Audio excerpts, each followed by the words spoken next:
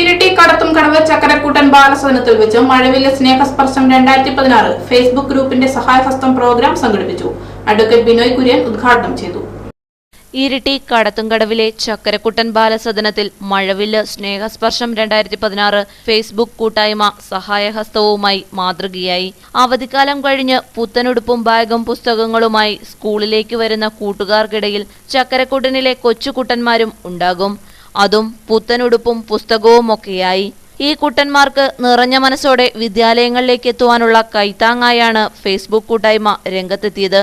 ബുക്കും പേനയും പെൻസിലുമുള്ള ഒരു പഠനോപകരണ കിറ്റാണ് എൻ അശോകന്റെ നേതൃത്വത്തിൽ ചക്കരക്കുട്ടന്മാർക്ക് സമ്മാനിച്ചത്. സമ്മാനങ്ങളെ നിറപുഞ്ചിരിയോടെ സ്വീകരിച്ചു ഈ പൊന്നോമനകൾ. ജീവകാരുണ്യ പ്രവർത്തനത്തിനായി ഡോക്ടർ ജോസ് മണിപ്പാറച്ചനാണ് കടത്തുംകടവിലെ ചക്കരക്കുട്ടൻ ബാലസദനം സ്ഥാപിച്ചത്. അഡ്വക്കേറ്റ് ബിനോയ് കുര്യൻ, അജികുമാർ, സുഭാഷ് രാജൻ, അജി എസ്, അരുൺ മോഹൻ, രവികല ദിനേശ്, രാജി അജികുമാർ, ശ്രേയ, പി കെ മാത്യു എന്നിവർ ചടങ്ങിൽ സംസാരിച്ചു.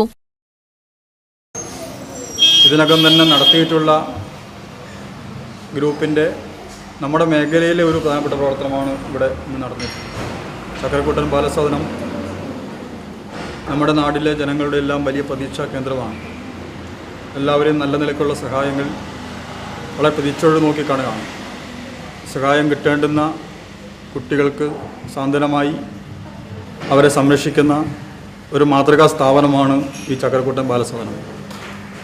ഇവിടെ നമുക്കെല്ലാം പ്രിയപ്പെട്ട ജോസ് മണിപ്പാറച്ചൻ്റെ